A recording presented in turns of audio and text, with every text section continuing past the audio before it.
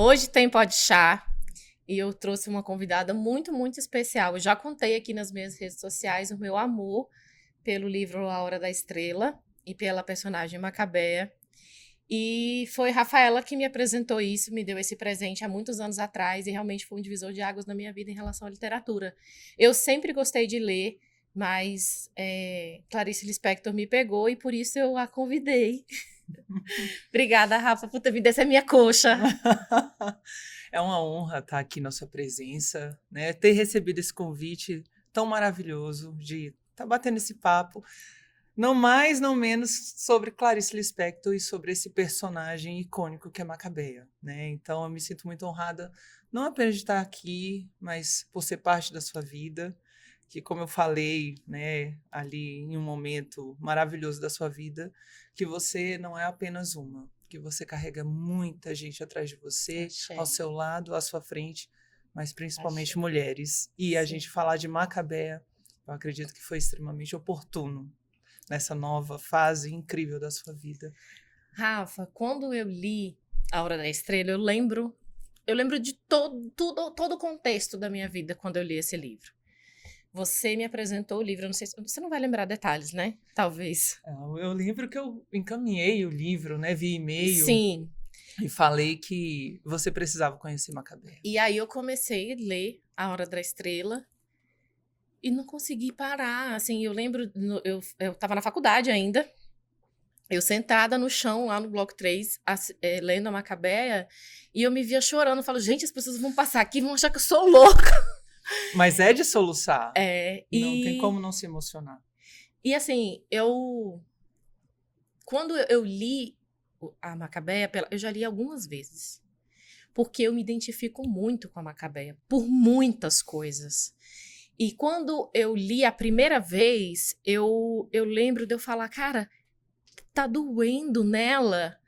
E ela pediu um remédio, um melhoral, para tomar, para dor de amor dela passar. Eu achei aquilo tão singelo, mas tão profundo.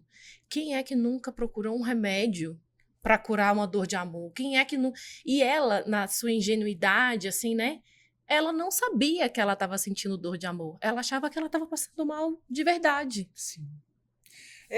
É um contexto muito grande. Macabea carrega um pouco da Shamira, um pouco da Rafa, um pouco de todos nós, mas principalmente da mulher brasileira. Ela carrega ali uma alagoana, né, que, assim, eu posso estar sendo bastante leviana em falar, mas eu vejo Macabea a Clarice. A Clarice foi Macabea, ainda que a obra tenha sido escrita, né, por um narrador na primeira e na terceira pessoa, de 20 a 30% do livro, o início do livro, tem uma metalinguagem muito grande, que ele constrói um terreno com as suas reflexões e traz ainda ali uma expectativa. Quem é Macabea? Quem vai vir? Quais são os personagens que virão? Que enredo vai ser traçado? Que trama vai ser traçada? E é um livro curtinho que a gente pode até denominar como uma novela. Contudo, eu vejo a Clarice ali porque o livro A Hora da Estrela foi construído por fragmentos. Poucas pessoas ali na década de 70 compreendem o contexto de Clarice, e é a última obra de Clarice que ela, certa Certa feita. feita, eu acho que nosso papo está cheio de linguagens aqui que a gente utilizou ao longo da nossa amizade, né? Certa feita, Clarice escrevia fragmentos, né, em cartão postal, no maço de cigarro, e ela escreveu A Hora da Estrela nesses fragmentos. E convidou uma editora, né, de uma época de um jornal famosérrimo no Rio de Janeiro, para auxiliá-la na escrita dessa obra que estava pronta, só que estava em fragmentos. Ora num papel ali de uma carta, ora num maço, ora num cartão postal, ora em qualquer tipo de documento que ela pudesse soltar ali a necessidade dela para falar e construir Macabea. E aí, por que eu vejo muito Clarice ali? Porque você não vê uma concatenação de ideia que seja racional no livro. Macabea é assim porque é Porque a é gente, porque assim. porque a gente dói, porque a gente sofre. E na construção de tudo isso, surgiu uma obra-prima, né? E a gente pode dar spoiler aqui, né? Pode. E, Porque quem não tiver lido Macabeia, pelo amor de Deus. e o que acontece? A gente fala Macabeia, mas o nome do livro é A Hora da Estrela. Mas é um personagem icônico, porque... Eu já tô chorando. O que Clarice culminou em Macabeia? Que as mulheres brasileiras, as mulheres sertanejas, as mulheres nordestinas, as mulheres num contexto geral, só são vistas após uma tragédia. Então, A Hora da Estrela, a gente narrando Macabeia os fatos... é invisível. E ela Macabeia é só uma tem mulher a invisível. visibilidade no certame ali que acontece do enredo do livro. E nessa invisibilidade dela, ela só é vista quando acontece uma tragédia na obra de Clarice. Então, ela sofreu ali com a madrasta, que era a tia, que dava cascudos, ela não teve carinho, ela tinha vícios como a coca, como o cachorro-quente, no rádio-relógio, que hoje acredito que poucas pessoas sabem o que é um rádio-relógio. E naquele subemprego, né, de datilografar, ela comia aquele cachorro-quente ali, sujava os papéis, ela não tinha cultura e tinha o vício no rádio-relógio porque tinha aquelas pílulas de sabedoria que ela ia criando. E o barulho da gota caindo. Clarice, ela nos transportou para um lugar que é dentro da gente. Ela não nos transportou para a Hora da Estrela. Ela nos transportou para aquele momento. Tá doendo pra caramba aqui dentro. O que eu vou fazer? Aí vem a situação de uma medicação. Que medicação tomar para uma dor espiritual? Então, Macabeia, Macabeia, ela me pega de vários sentidos. E até hoje, assim, eu começo a falar de Macabeia, me emociono, porque realmente eu já me senti invisível. Todo mundo é invisível, né? A gente só existe... Cortella fala isso, né? Quando ele fala, né? Quando alguém aborda, você sabe com quem está falando? Você sabe quem sou eu? Aí ele explica um enredo, né? Você é um entre bilhões, numa galáxia de bilhões. A gente é invisível, mas eu falo porque na vida cotidiana das pessoas, as pessoas não têm tempo de pensar na sua própria existência. E eu já fui essa pessoa que não tinha tempo para pensar na minha própria existência, porque a minha preocupação era em estar viva, era sobreviver. Macabeia, a preocupação dela é o que ela vai comer. Ela não está preocupada com a existência dela, o que ela está fazendo no mundo, ou quem é ela. Não dá para preocupar. A gente não consegue pensar na nossa existência quando a gente está tentando existir só. E ela me pega muito nisso, sabe? Na questão de ter vontade. Ela pega um anúncio de um pote de creme. Gente, essa cena é muito linda. Choro sempre. E ela olha e fala, se eu tivesse dinheiro para comprar esse creme, eu jamais ia passar na minha cabeça. Eu ia comer. E assim, ela também, além da questão da fome e do cerceamento da alimentação, né, dessa coisa da restrição alimentar, ela também mostra aquela nossa coisa infantil de pensar, e se eu entrasse numa banheira de macarrão? A inocência. A inocência infantil de imaginar coisas impossíveis. E esse momento do creme da Macabeia me leva para uma cena que aconteceu na minha infância. Quando eu era criança, começaram a construir o metrô em Brasília. Isso há muitos anos atrás. O metrô ficou muito tempo parado, enfim. Tem muito tempo. E lá na QNL, onde eu morava, tinha umas pilhas enormes de britas, muito grandes, assim, era da altura dos prédios, assim, muito, muito grande, que era material do metrô. Eu passando de carro com meu pai, minha mãe e minha irmã, e eu comentei alto no carro, nossa, eu queria descer nessa brita aí com papelão. Tinha uns papelões dentro do carro, meu pai parou o carro, entrou no negócio, parou e a gente desceu de papelão nas britas. Foi o dia mais feliz da minha vida. Foi eu comer o creme da Macabeia. Sim. Então, assim, essa cena me levou para esse lugar. E aí, eu acho que também por isso que me emociona muito. Olha, realmente a Macabeia me pega.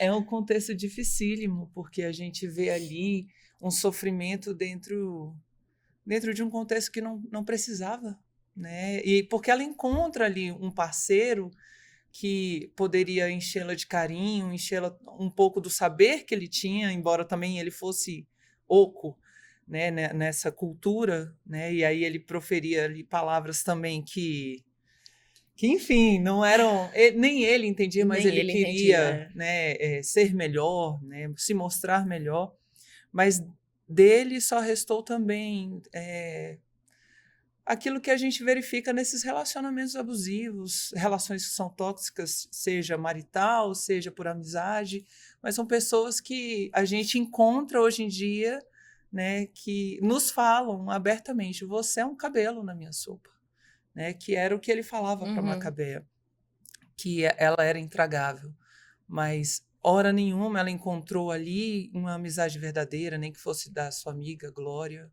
né, que ao final ainda pegou o seu parceiro. Ela tinha, claro, que uma relação unilateral ali com aquele personagem, mas o que a Clarice pega, eu acredito que, por ser sua última obra, ela coloca o alter ego ali, ela coloca quem é Clarice ali. Sim.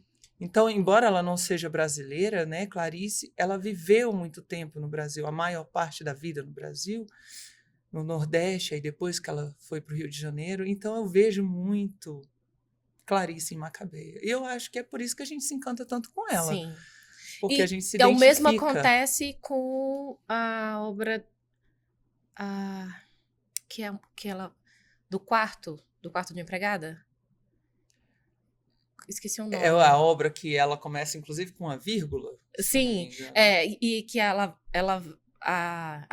dona da casa vai limpar o quarto da empregada que foi embora. Sim. Até saiu um filme dessa obra agora. Agora precisava do celular pesquisa pra nós, Rifa. Pra gente... O nome colar. da obra da Clarice Lispector, que ela retrata o quarto de uma empregada. E ela encontra com a barata. E a barata é ela. A barata é ela, mas veja o tanto que ela se diminui. Meu Deus do céu, a barata é ela. O encontro dela com a barata. Puta que pariu. Sério, essa mulher é genial. Mas ela, ao mesmo tempo que a gente tem piedade por Macabea ou por esses personagens que são diminuídos, Clarice está ali. Então ela se sentia daquela forma. Então eu vejo muito esse espelho, essa entrega e essa construção de personagens que ora ela se coloca como narrador, ora ela se coloca como personagem. Achou, Zifa? E apareceu A Paixão Segundo GH. A Paixão Segundo GH, é isso mesmo.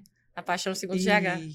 E para você se comparar a um inseto ou ainda você se diminuir a ponto de você procurar subterfúgios ali para entender que rumo vai tomar a minha vida, né? Mas e também verifica-se a influência de pessoas, porque a gente acaba procurando, né, cartomancia ou ainda qualquer tipo de situação para a gente vislumbrar o futuro por conta do dinheiro, por conta do amor e por conta, às vezes, da saúde, né? Que Macabea estava doente, foi ao médico, não foi diagnosticado com tuberculose, e aí o médico fala: você tem que se alimentar melhor. Como?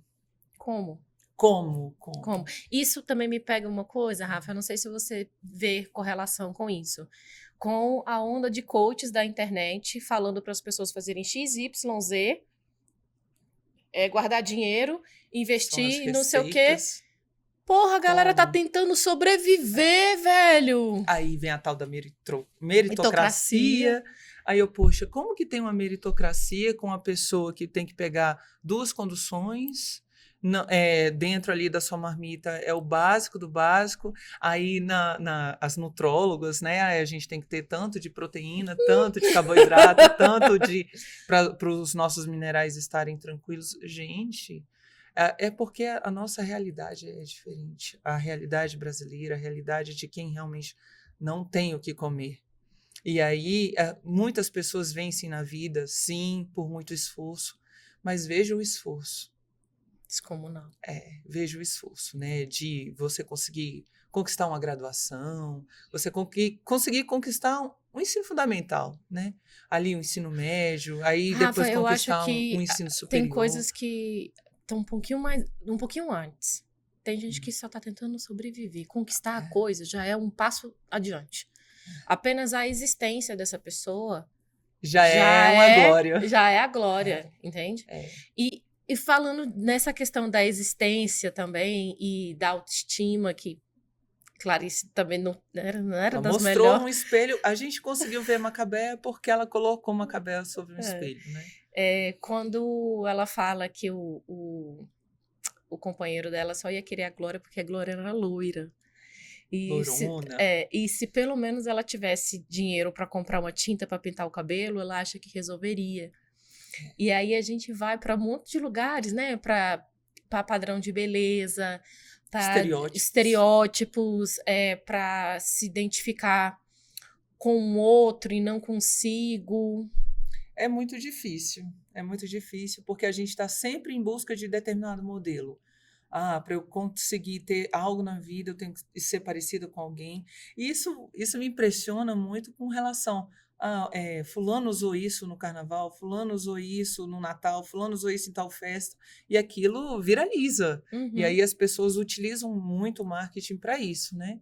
Mas aí a gente verifica o ter, o possuir, enquanto realmente existem pessoas com fome.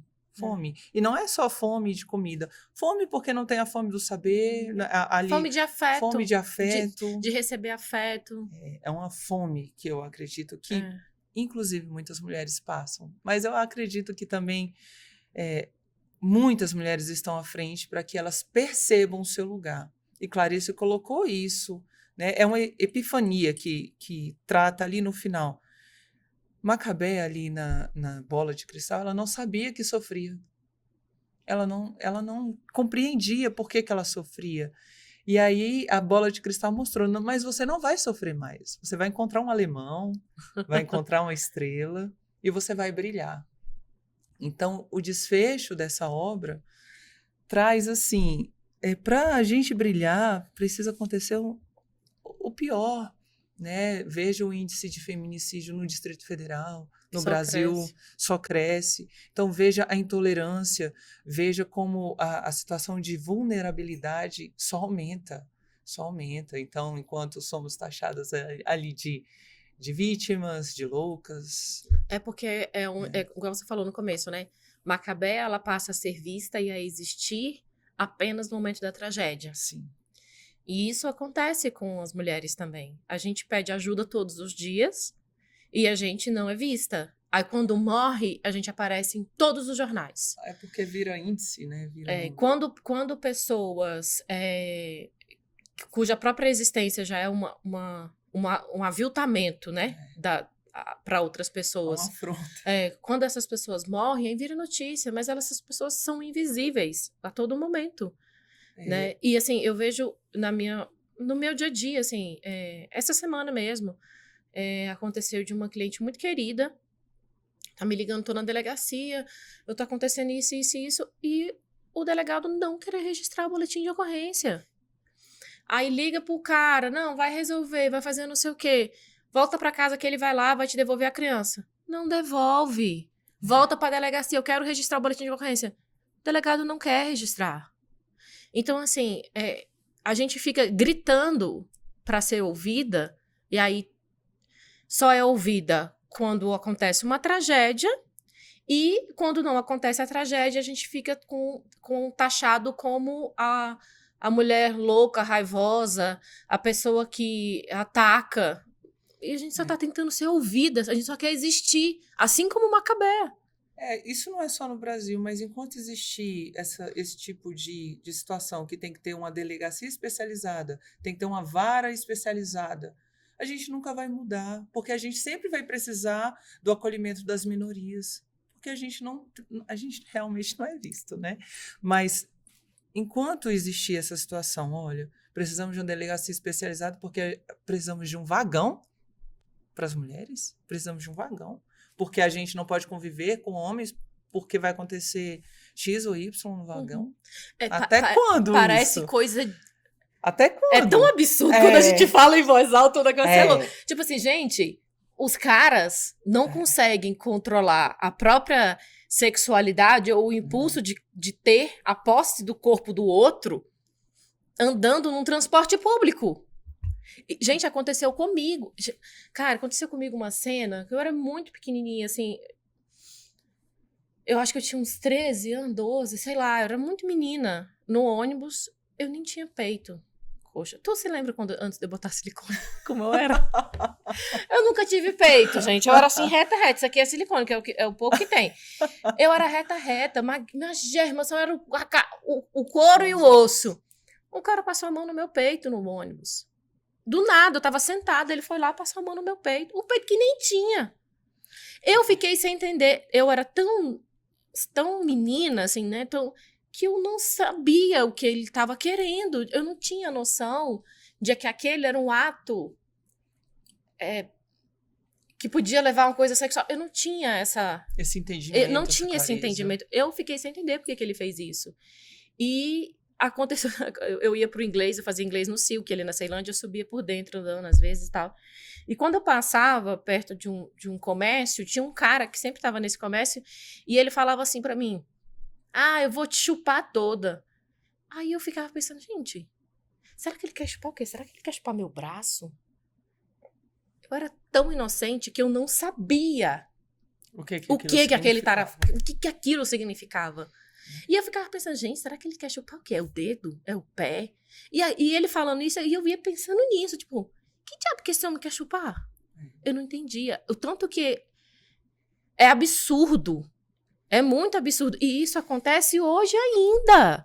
Não tô contando uma coisa que aconteceu na minha infância que ficou lá. Não, isso acontece hoje ainda. E agora tá mais claro porque cada vez mais com acesso à informação, pré-adolescente, né? Ou ainda crianças já sabem, já têm essa educação de casa, já tem um diálogo um pouco mais aberto com os pais. Rafa, se eu tivesse tido uma orientação na escola, eu tinha entendido o risco que eu estava correndo passando ali sem entender o que aquele homem queria. E eu nunca me toquei. Isso aconteceu, tipo, durante anos.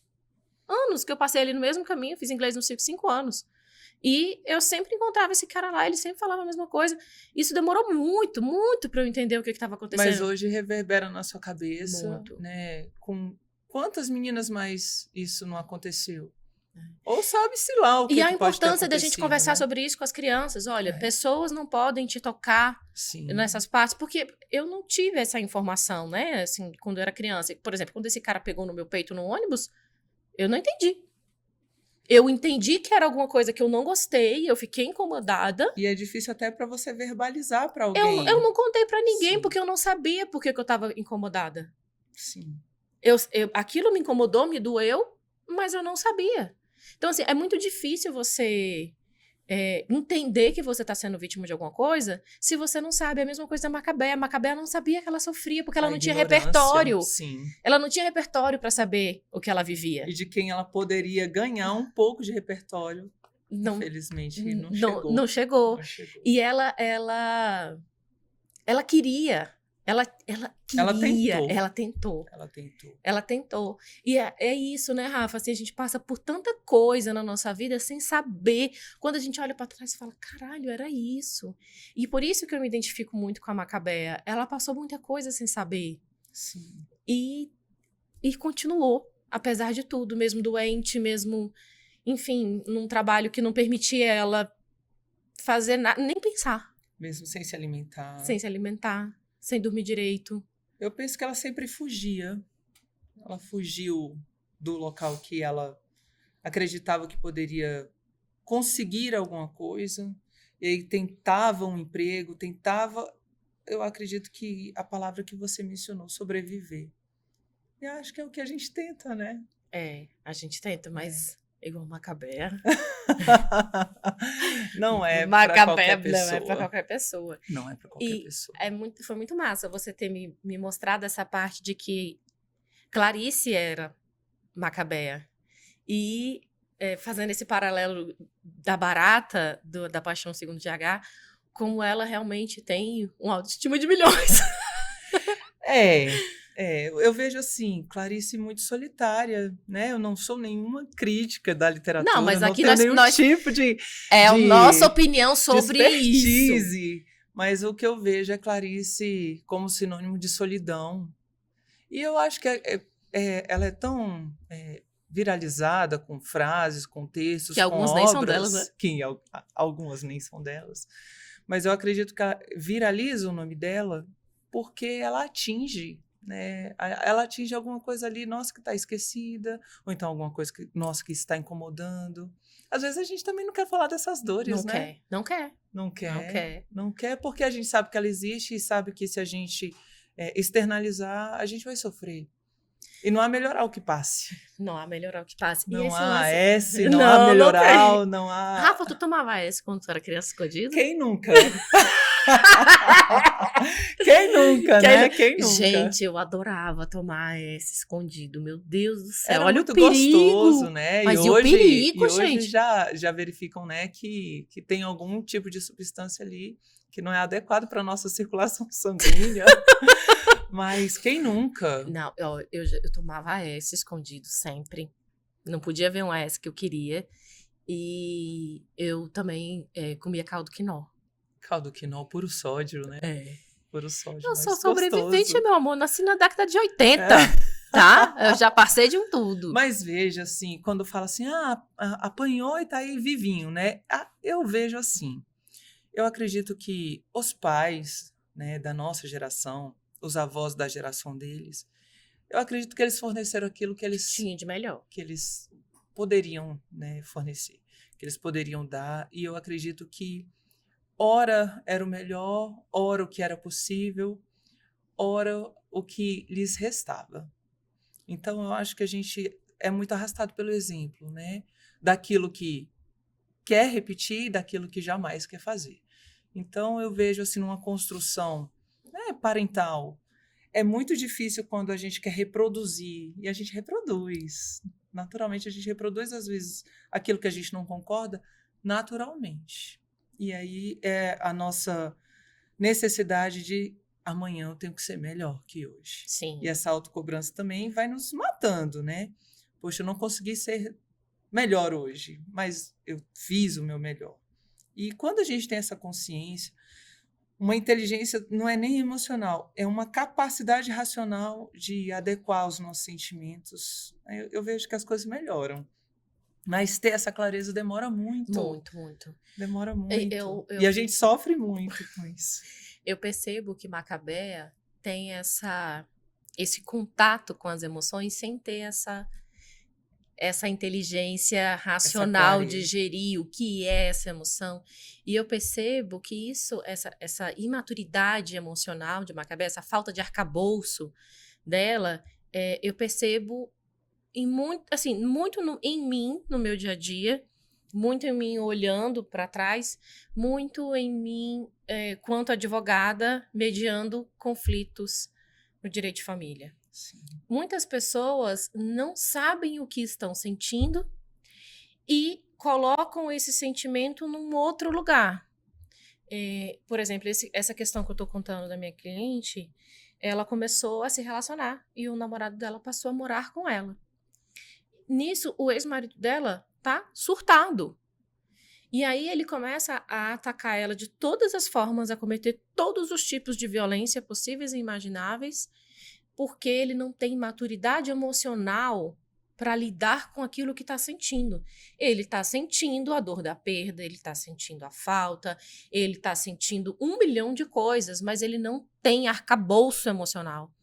E aí eu acho que nisso a gente tem responsabilidade enquanto sociedade, porque os homens não conversam sobre emoções e chegam na vida adulta como umas crianças de 8 anos de idade fazendo birra quando algo não sai como o esperado. Minha mãe, quando assistir, né, eu acredito que ela vai saber exatamente o que eu vou falar agora. Porque a qualquer instante do dia ou da noite que você perguntar para minha mãe qual que é o remédio que a Rafa receitaria, apenas 2, oração e psicólogo.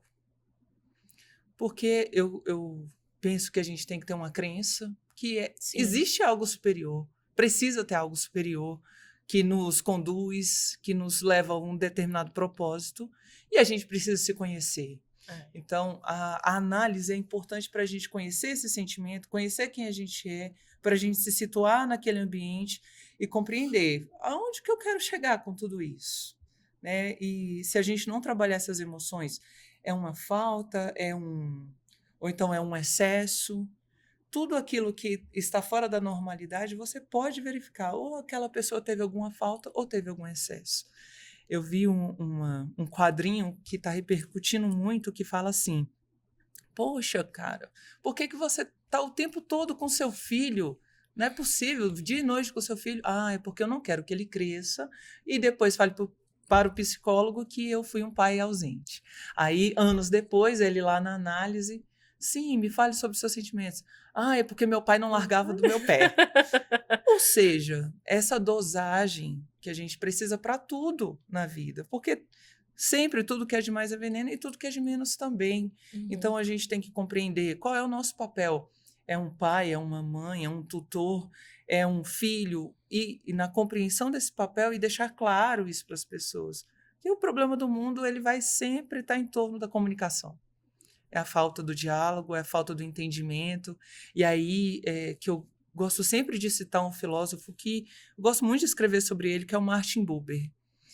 A gente gosta tanto de falar em empatia, não existe empatia para mim, né? E na visão desse filósofo, ele fala em uma palavra chamada alteridade. Não adianta eu calçar o seu sapato. A forma do seu pé é sua. Então, no momento em que você está passando, você bater o seu dedo na quina de uma mesa, você pode ter um surto. Enquanto para outra pessoa que for visualizar aquilo, que exagero. Alteridade é você compreender que aquela pessoa está passando por um momento X ou um momento Y, dialogar sobre aquilo. E entre essa compreensão é que Martin Buber fala que se estabelece um ente, que para as pessoas pode ser Deus, Jesus, Jeová, Maomé. Quando a gente compreende e a gente acolhe o outro, a gente não se coloca no lugar do outro. Não, eu não bati meu dedo, eu não estou sofrendo aquela dor, mas eu compreendo e acolho nesse estabelecimento de doação, de entrega, de acolhimento, estabelece ali um elo entre as pessoas. E aí é onde algo superior acontece. Então, falta hoje em dia não é empatia. Eu tenho reações químicas dentro do meu corpo diferente das suas. Então, uma medicação para mim vai funcionar para você não. Um contexto, um apoio, uma palavra vai funcionar para mim, para você não. A gente não sabe quais os obstáculos, quais gatilhos, né, você pode ter na sua vida. Então, a gente precisa, né, observar, compreender, cada um de nós carrega o mundo inteirinho, né? E como? Então, quem somos nós para julgar? Eu julgo, não vou mentir. Eu julgo. Rafa, a minha julgar.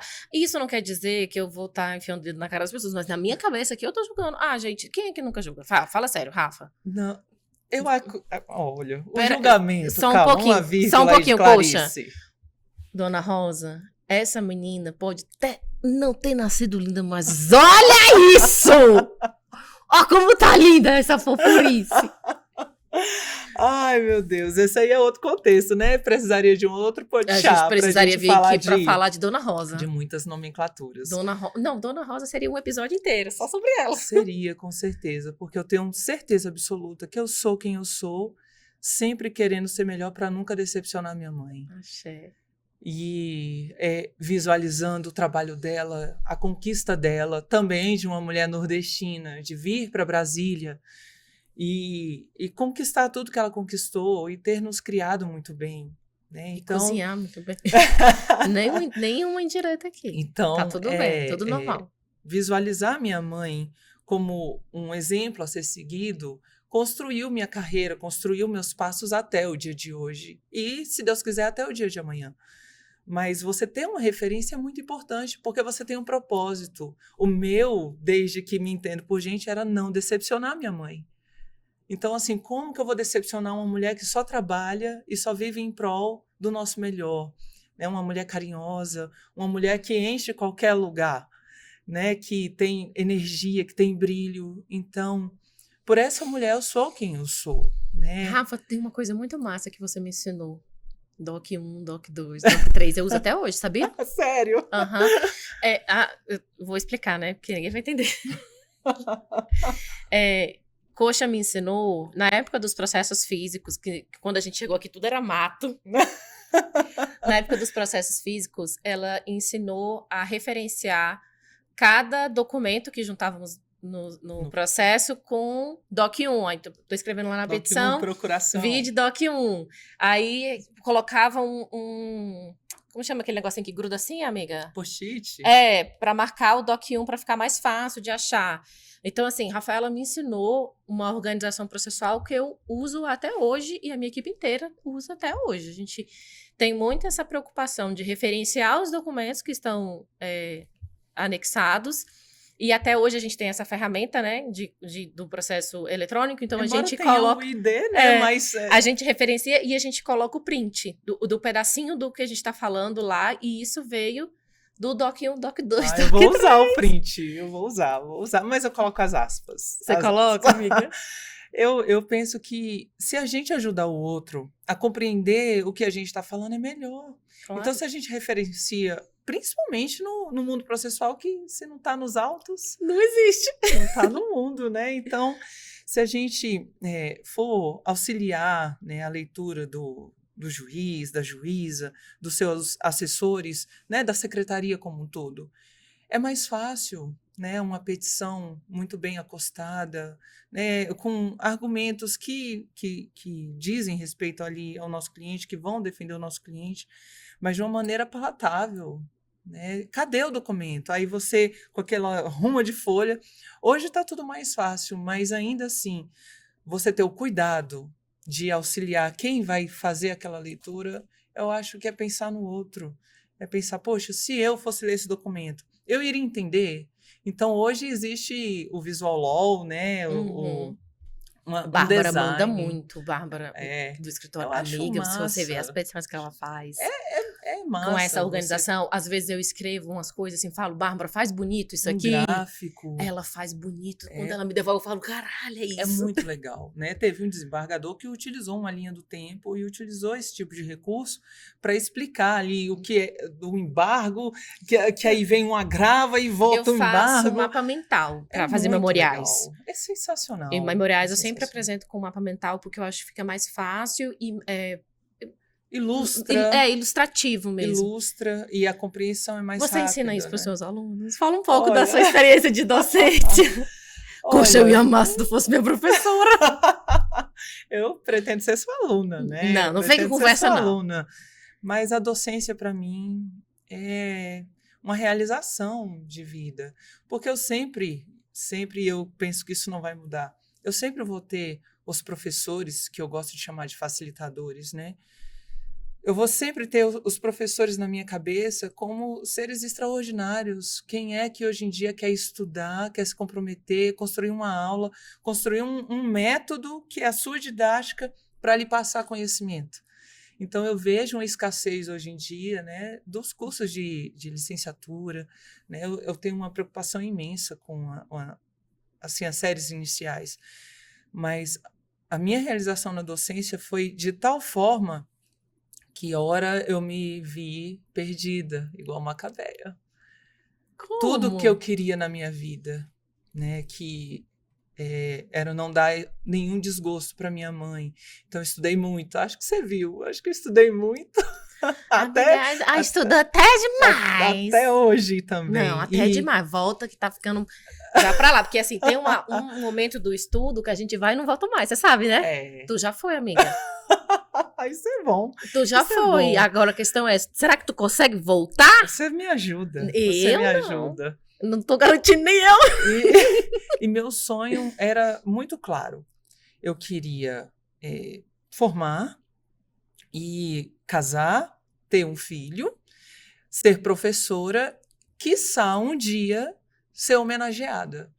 Então, quando eu comecei a estudar no CEUB, a gente não tinha condições ali de pagar a mensalidade, então inicialmente, eu já procurei programas de bolsa, procurei estágio, e foi ali que eu comecei a construir minha carreira, né, no Núcleo de Prática Jurídica como estagiária. E ali já consegui a bolsa para a faculdade, aí posteriormente, né, já fui contratada. E essa bolsa foi muito importante para mim, porque eu olhava ali do Bloco 3, né, é uma referência para a gente, o Bloco 3. Eu olhava, eu estudava no último andar, porque a gente, né, calouro, a gente vai para o último e depois vai descendo. Quanto menos escada você precisa subir, Mais importante você ficar mais na importante faculdade. você é. O doutorado, O doutorado é no térreo. no térreo, no térreo. no térreo, ninguém É sabe lógico, nada. ninguém sabe escada. Então eu olhava ali na janela e visualizava os professores chegando, estacionando, né? Na nossa época ali, Ana Sim. Porto, Grossi. Ana Porto. Ana Gente, Porto. Ana Porto. Um minuto de silêncio para Ana Porto. Nossa. Eu já te contei o que ela fez comigo? Não. Cara, Ana Porto E o que ela fez comigo, que eu até hoje não ganhei o SS? Mas eu vou contar. Não, Ana Porto fez uma coisa comigo que foi um ato de generosidade que marcou a minha vida. Uma das primeiras matérias que eu fiz com a Ana Porto foi bem no começo da curso. Não, foi antes. Cara, eu não vou lembrar o nome da matéria, mas era alguma coisa de civil. Que tinha embargo de terceiro. Ela que me ensinou embargo de terceiro. Ai. Então era mais pra frente? Não, foi antes. Curso, não. Foi bem no começo. Eu lembro porque foi na época que meus pais estavam se separando. E o divórcio dos meus pais foi uma coisa que me marcou muito, assim. É muito sofrido. E ela foi me entregar a minha prova e ela falou, Chamira, você não foi bem na prova e eu não entendi por quê. Eu falei, professora, eu não fui bem porque eu não tô dormindo. Meus pais estão se divorciando e eu tô com uma insônia miserável, não consigo dormir, não consigo estudar, enfim, a vida tá o caos.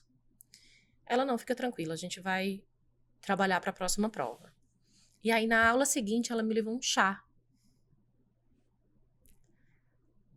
Ela levou um chá para mim, com um chá do sono, sabe? Um chazinho desses que você compra no mercado. Mas ela foi no mercado, ela lembrou de mim, ela levou um chá para que eu pudesse dormir melhor. E toda santa aula ela perguntava como é que eu tava. Ana Porto foi para mim muito mais do que uma professora, muito mais do que uma educadora. Ela me mostrou a importância do afeto nessas relações. Sem dúvida, com certeza a matéria naquele momento, você não lembra, mas você ela lembra fez valer o que Paulo Freire fala da construção dos afetos ali nessa troca, que não existe essa troca entre professor e aluno sem afeto. E Ana Porto me trouxe isso, sabe? De uma maneira... E eu lembro da matéria dela mesmo. Inclusive, sou até boa nisso. Mas, eu não lembro o nome da disciplina, mas aquilo que eu aprendi com ela, eu sei que aprendi com ela, que até hoje eu lembro da voz dela na minha cabeça. Sim. Falando daquilo. Sim. Então, assim, eu nunca mais vi a Ana Porto, né? Tipo, tem, sei lá, 10 anos que eu não a vejo. Eu a vi ontem. Então conta essa história pra ela quando você a vê. Conto. E é uma coisa que me emociona até hoje quando eu vou contar, porque foi um afeto dentro dessa troca, principalmente no ambiente acadêmico, falando da graduação, né? E pós-graduação também, que não é comum. Não é. E ela me pegou de um jeito, meu bem, que eu nunca mais vou esquecer isso. E eu penso que as relações que a gente criou ali foram muito intensas, porque era muito difícil. Então, eu chegava muito cedo para não atrasar, né? Eu e meus toques. E aí eu cheguei, olhei na janela, eles estacionando. Será que um dia eu vou conseguir ser professora? E aí o segundo questionamento, né, de Macabea. Será que um dia eu vou dar aula para o ensino superior? E por último, será que um dia eu vou dar aula nessa instituição?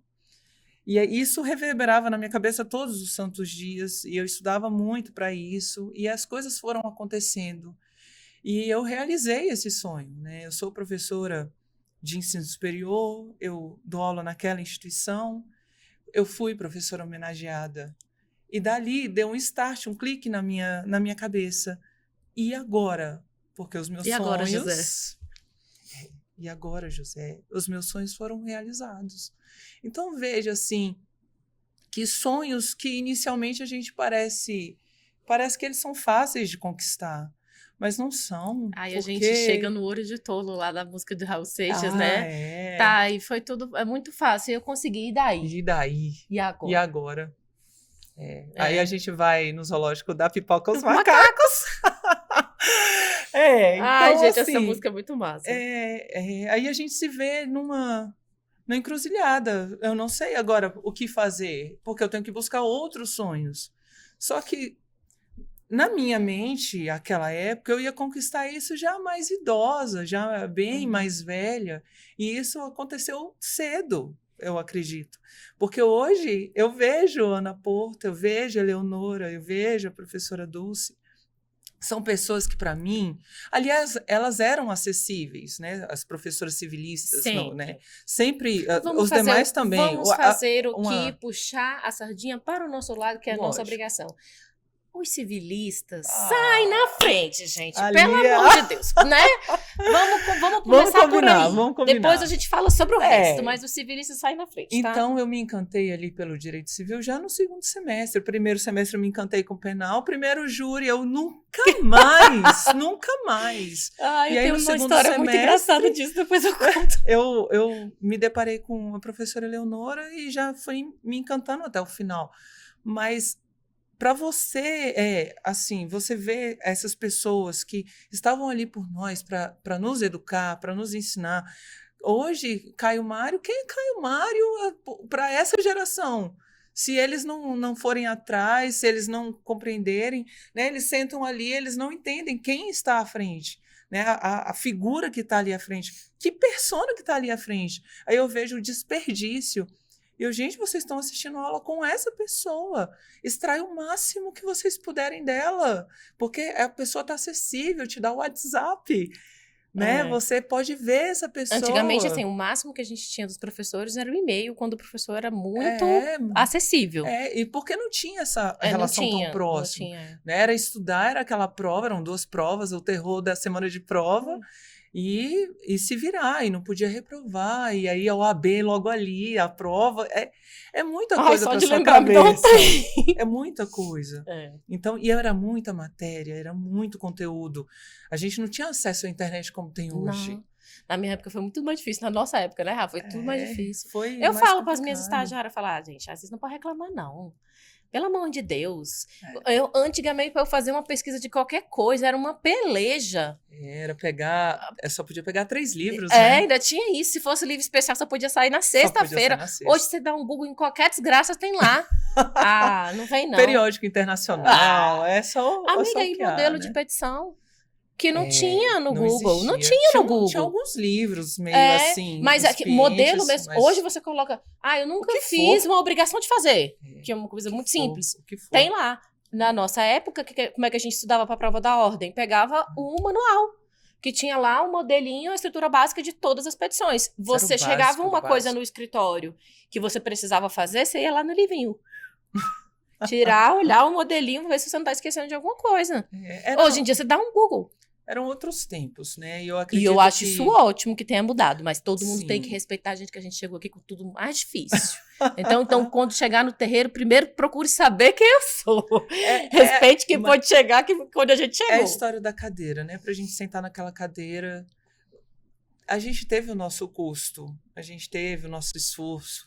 E eu vejo que as coisas estão melhores, que bom, porque eu vejo também que piorou em praticamente tudo. Então, pelo menos com a informação, melhorou. Mas... Deixa eu perguntar, quanto tempo falta? Tá em quanto tempo? Chegou em 1 hora. Eita, carai! 1 da tarde, então já tem 50 minutos de gravação. Tá, eu vou contar a história da Peitão e do Satanás e a gente vai pro encerramento. Eu acho que você lembra dessa história, Rafa. Quando eu tava no NPJ, que é o Núcleo de Prática Jurídica, no final do semestre, todo mundo ia pegar um júri no núcleo que eu tava. E aí, eu peguei o júri do Satanás. Vou explicar o que era o júri do Satanás. O cara bateu na porta do cara que ele queria matar. O irmão do cara perguntou quem é. Aí ele falou... Você lembra disso? Eu sou o Satanás e vim te matar. Aí o irmão não abriu a porta, ele arrombou a porta, matou o irmão e o cara. E aí, Rafaela, para de rir da desgraça alheia. Eu fui na carceragem conversar com o cara. Aí que ele tinha ido pra audiência. Aí eu perguntei, a gente estagiário, né? Sem saber. Mas eu queria saber, meu nome é Chamira, me apresentei e tal, do jeito que a professora me ensinou, fiz tudo bonito. Então, eu tô com o seu caso, vou estudar, vou me dedicar ao máximo aqui. Não sou eu que vou fazer sozinha, eu tenho uma advogada aqui que vai me acompanhar. Eu vim aqui querer saber de alguns detalhes do caso, como é que foi. Ah, ele foi do jeito que tá aí mesmo, doutora. Eu fui lá, falei que ia matar ele, bati na porta, ele perguntou quem era, eu falei, eu sou o Satanás e vim te matar e matei. Aí eu subi, me tremendo inteira. Aí eu falei, não quero fazer o júri do Satanás. Aí eu falei com o professor, não lembro qual era o professor da época. Ele, não, Chamira, isso aqui foi sorteio, porque sorteava os processos. Sim, Lembra que eram os processos sim. físicos, cada um vai pra... Não dá pra trocar. E eu comecei a chorar, porque eu falei, cara, eu não quero fazer o júri do Satanás, cara. Aí eu troquei com um colega que pegou o Satanás e eu fui fazer a júri da Peitão. Cara, eu consegui a absolvição da Peitão. Gente! O apelido dela era Peitão. Ela falou pra mim que não tinha matado o cara. Só que eu sei que ela matou. Eu percebi em várias conversas com ela que foi ela que matou. O grande lance, sabe o que é? Ninguém viu. Não tinha testemunha. Ah, tem disso. Na época não tinha coisa de celular pra triangular localização. Ela disse que estava na casa da mãe. A mãe disse que ela estava lá. Não veio conseguir a absolvição dela. Falta de ausência de prova. Tava lá. Poxa, vou caminhar pros nossos finalmente, senão a Thaís me mata na hora de editar, ela fica com ódio. Pronto. E nós não tá querendo acumular hoje de Thaís, que ela até é bonita demais pra judiar a gente. E aí, assim, eu tenho uns quadros. E o primeiro quadro que eu falo aqui sempre é o Sou Contra. Que eu falo que eu sou contra várias coisas. Eu sempre sou contra alguma coisa. Eu já falei que a Thaís até fez um recorte esses dias que eu falo sempre que eu sou contra cardápio no QR Code. Mas Cadê o cardápio físico? Mas eu tenho um ponto. Eu não enxergo. Aí bota lá o cardápio no QR Code. Tem uns que até amplia. Tem outros que não. Aí lasca, né? Eu não consigo enxergar. Tu é contra quê? Sou contra o direito penal que a pessoa absorva as outras. Você é contra o que eu fiz, amiga? Não, absorver a Peitão. Absorver a Peitão. Eu sou contra... Todo mundo tem que ter defesa, calma, espera. Mas não é isso, mas a gente tem que ser contra alguma coisa. Nosso contra aqui contra aqui é o que a gente quiser. Pronto. Eu sou contra abacate doce, amiga. Abacate nasceu pra ser salgado. Eu sou a favor. Eu sou contra demais. Abacate tem que estar na vitamina, não no guacamole. É isso. No pé do abacate tem que estar lá uma plaquinha. Sou com sal. Não é com doce. Eu acho que o abacate não combina. Eu não consigo comer abacate com doce. Olha, de Macabé pro abacate. Né? E agora, falando sério, tem creme de cabelo que nós temos vontade de comer, não tem não? Tem aqueles esfoliantes agora que é de morango, de melancia. Já viu aqueles que vêm num potinho? Já comeu maçã de cera? Que ela tava tão bonita na cesta e você foi tentar e era de mentira? Não, mas eu já mordi. Eu tenho pensamentos intrusivos. Esse é um. Eu já mordi sabonete. Todo mundo já fez isso. Morder sabonete, você nunca mordeu? E eu tenho alergia... Não tinha tempo, eu tava estudando. Eu tenho alergia a creme dental. Então, quando... Ai, horrível o creme dental, né? Quando eu tô com muita alergia, eu escovo o dente com sabonete. Então, não era uma coisa muito estranha, mas eu já dei uma boa mordida no sabonete pra ver como é que era a textura do morder. Esse dia eu vi na internet que o cara deu um gole numa amaciante. Coitado! Olha. Ele deu os pensamentos intrusivos, valeram. É pior do que dar um gole no álcool etílico, né? Não, isso eu nunca fiz. Nem eu. Eu vi o zelador fazendo isso. Meu Deus, isso eu nunca fiz. Essas loucuras assim de beber coisas loucas. Eu já bebi catuaba quando era mais nova, mas eu comecei a beber mesmo depois de véia. Aí parou, porque parei. também só estuda. Só estudo. Não tem aí também parou. Coxa, dica na mão, calcinha no chão. Uma dica maneiríssima aí. Pode ser cinema, livro, álbum. Ai, pode ser de tudo? Pode. Mas a primeira dica, fale com as pessoas. Fale bom dia, fale boa tarde, fale boa noite. E queira genuinamente saber se ela tá bem. Não só pergunta mecanicamente, você tá bem? Não, olha pra pessoa e pergunta, você tá bem? A pessoa que realmente sabe que você tá perguntando, ela vai falar, tô com problema com meu filho, eu tô com problema com a minha mãe, tô com problema na escola, tô com problema ali com tal pessoa. se interesse. Então, acho que a primeira dica é essa. Se interesse de verdade. Eu acho que você já vai ser uma dentro de 1 milhão. Se interesse. E pare de tratar as pessoas assim como objeto. Saiba o nome, saiba a história, porque elas vão se interessar também por você. Você vai ser por elas e elas serão por você. Então, acho que a primeira dica é essa. A segunda, álbum, né? Música? Ai, Pode. amiga, eu tô fissurada por Caju. Caju é bom demais, Não, né? o álbum do Lineker. Lineker. Não, da Lineker. Da Lineker. Cara, eu tô fissurada nesse álbum. Fica Não, é o novo. Caju é o novo. Não é? Caju é o Caju novo, é o é. novo. Cara, eu tô fissurada nesse É. álbum. Eu só escuto isso ultimamente. Johnny Walker. Acho que é. Que canta Caetano Veloso. É tudo de bom. Johnny Walker. Johnny Walker. Johnny Walker é o whisky, É o maluca. whisky. E eu tô aqui pensando, que diabo é Johnny Walker? Eu só lembrava do primeiro nome, Johnny. Meu nome não é Johnny. Eu nunca fui à Bahia. Ah, Eu sim, nunca sim, fui já a vi. Salvador. Eu acho que é tudo de bom. Mas eu acho que exaltar a nossa cultura é muito bom, né? Então tem muita cantora nova aí, cantores novos. E tem uma pegada que eu amo, que é Caetano Veloso, né? Embora eu goste muito posso da contar a história interpretação da de Maria cantoria? Bethânia. Da cantoria. Nossa, Claro. Nossa, a gente tem muita a gente história. se conhece Puta há que pariu. quantos anos? Essa cantoria tem muitos anos. Tem. Há muitos anos atrás, quando a Meu gente Deus. trabalhava juntas, aí a gente tava sempre muito estressada. Sempre, né? E aí, quando era no final da noite, eu mandava mensagem pra Rafa. Rafa, hoje tem cantoria? E aí ela ia pra minha sala e cantava uma música pra mim.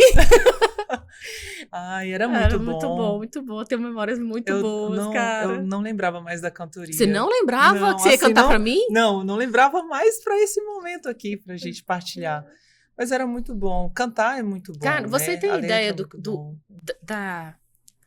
da beleza dessa coisa? Você saía lá do seu departamento, ia pra minha sala, cantar uma música pra mim. É, Olha o tanto que isso é... Porra, isso é de fuder, Rafaela. A pessoa sai lá do seu departamento, fugir 3 minutos pra cantar uma música pra outra pessoa. eu acho que é se importar, né? Não. E você também se importava comigo, me tirava também ali, eu acho que de muita situação, né? A gente atender o público é muito difícil. A gente atender pessoas, porque a gente carrega também a energia delas, né? E a gente tem que entender, tá tudo bem, não é comigo, ela tá chateada com X, com Y, com a empresa, com os problemas pessoais. Com a situação, né? Mas demora muito a gente entender esse processo. Na hora a gente vive aquele momento, Você né? vive a raiva, você vive ali, né? Vive o desrespeito. aquele momento. Mas, assim, indicar obras eu sempre... Agora, assim, estudando mais com relação à pedagogia, psicopedagogia, o entendimento de pessoas num sentido mais antropológico, eu acho que eu não indicaria para agora. Eu acho que o que eu quero indicar para agora é algo mais leve, mais suave, mais alegre, um Saulo, né?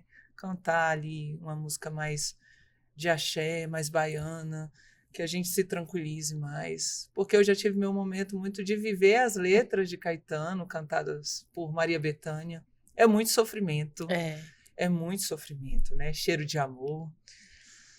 Né? Embora da não nossa época. seja dela e nem de Caetano, você viver aquela letra também te leva um pouco para baixo. Então, Sim. você acaba atraindo essa energia, né, das letras, dessas músicas um pouco mais pesadas, essas sofrências que a gente escuta do sertanejo, cantando e verbalizando isso reverbera e a gente atrai, né, essa dor que Macabea sofria, né? Mas o que Lued e Luna, eu tô Lued e Luna, tá certo. com uns lápis, talvez o Covid, né? Eu boto sempre na conta do Covid, também. amiga. Eu esqueço várias Eu peguei coisas. mais de 5 Esses dias, vezes. eu só peguei uma vez.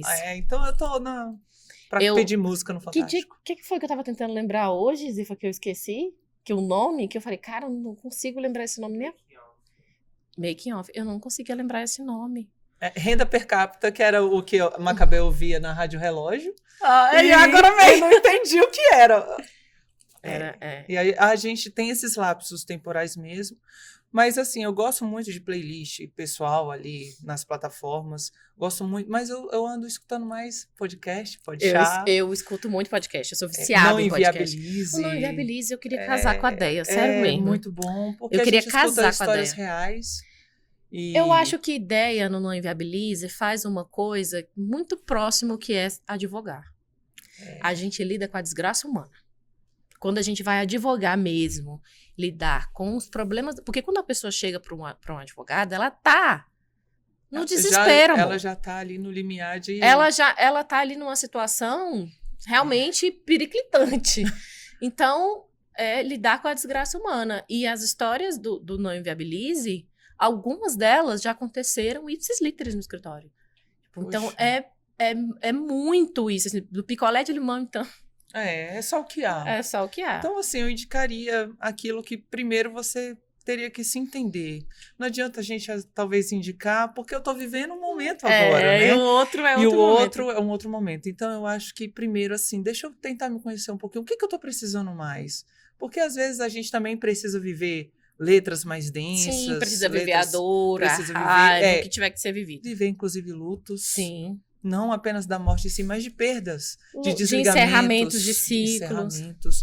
Então, eu sempre gosto de indicar o de sempre, né? É Machado de Assis, que eu amo. Porque você é velha, amiga. O seu gosto por literatura é velho. É velho. Mas te indiquei Clarice. Amor, acabou. É. Isso aí você já ganhou, você já Clarice. jogou alto.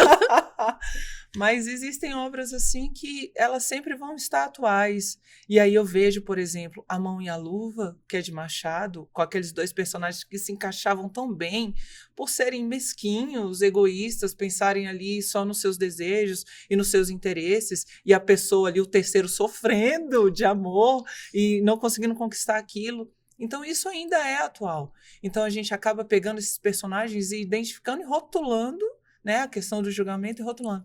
Tal pessoa tem um comportamento de tal persona, tal pessoa tem um comportamento desse personagem X e Y, e a gente entender melhor o contexto. Aí, reitero, a gente tem que ter uma compreensão e esse repertório que Macabea não tinha para entender as situações, vivenciar e também não estragar com tudo, porque a gente tende a isso, né? Aos nossos rompantes. A gente sabe. Poxa, Véia, muito obrigada. Você é meu amor. Muito obrigada por tudo. Amei. Muito obrigada. E eu acredito que mentira, não passou uma hora, não é possível. Amiga, passa. Não passou. Passa, acredite. Passou. Acabei de chegar. A gente vai ter que vir outro pra falar de tantos... Coxa, eu tenho tanta coisa. A gente não falou nada de Chaves. Eu amo muito o meu bem. A gente é viciada em Chaves. A gente conta piada uma pra outra que só nós duas entende, que a gente sabe todas as falas. Amiga, a gente vai ter que voltar. Vai ter que ter outro podcast pra falar só de Chaves e todas as coisas que tem. E Chaves que tem ali, vamos combinar? Que ali tem coisa para um caralho em Chaves. É sério. Poxa, obrigada. Eu que agradeço. Uma honra estar aqui com vocês. Você que é maravilhosa. Dona Rosa, que filha incrível. Que filha incrível. Tudo de bom. Muito beijo, obrigada amor. Obrigada, por obrigada. ser por nós. Obrigada.